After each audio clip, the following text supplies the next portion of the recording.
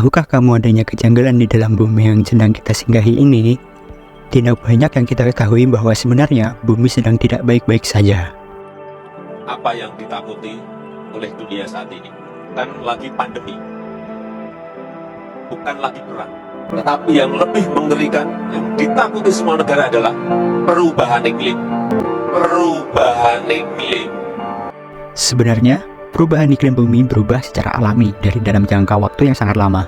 Misalnya, dengan adanya faktor perubahan orbit bumi dan letusan gunung berapi.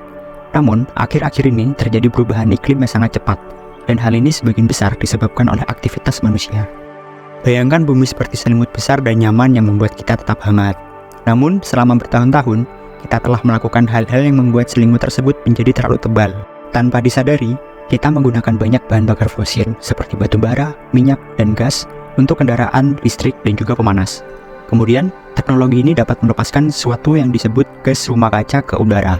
Gas rumah kaca adalah kumpulan gas di atmosfer bumi yang memiliki kemampuan untuk menyerap dan juga mempertahankan panas matahari.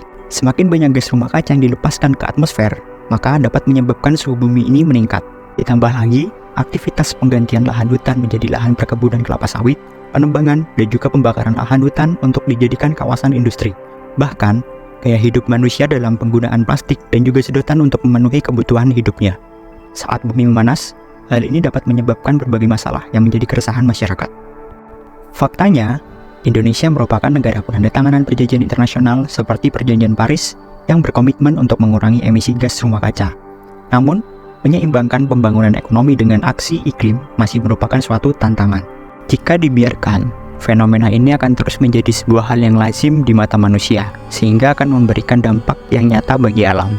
Peningkatan suhu rata-rata bumi menjadi lebih tinggi, sehingga mengakibatkan gelombang panas yang berdampak negatif terhadap ekosistem, sumber daya air, dan pertanian. Ditambah lagi, pemanasan bumi menyebabkan es di daerah kutub dan gletser mencair. Hal ini menyebabkan naiknya permukaan air laut yang dapat mengakibatkan erosi pantai, peningkatan banjir, dan juga pengungsian masyarakat yang tinggal di dekat garis pantai. Selain itu, perubahan pola iklim dapat memengaruhi ancaman terhadap ketersediaan air bersih. Hal ini dapat mengganggu aktivitas manusia dan industri yang sangat bergantung pada pasokan air yang stabil. Lalu, bagaimana solusi untuk menghadapi krisis iklim? Untuk meminimalkan dampak krisis iklim, kita dapat melakukan dua tindakan. Yang pertama, mitigasi, dan yang kedua, yaitu adaptasi. Sebenarnya, pemerintah sudah membuat kebijakan-kebijakan untuk mencegah krisis iklim. Salah satunya yaitu kebijakan carbon pricing. Kebijakan ini ditunjukkan bagi masyarakat yang masih menggunakan kendaraan pribadi yang tidak lolos emisi. Bahkan, pemerintah dapat mendorong masyarakat beradaptasi dengan perubahan iklim melalui upaya penyuluhan dan juga pemberian kesempatan masyarakat dalam proses pengambilan keputusan. Pemerintah sudah bertindak, namun bagaimana dengan kita? Kita juga seharusnya sadar dengan adanya suatu fenomena yang menjadi sorotan publik ini. Maka dari itu, perlu adanya rasa kepedulian terhadap bumi dari hal-hal yang menjadi sebuah kebiasaan.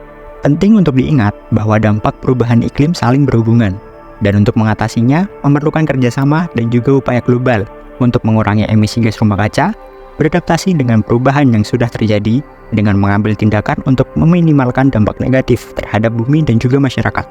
By working together, we can help make our home a better place for everyone, including future generation.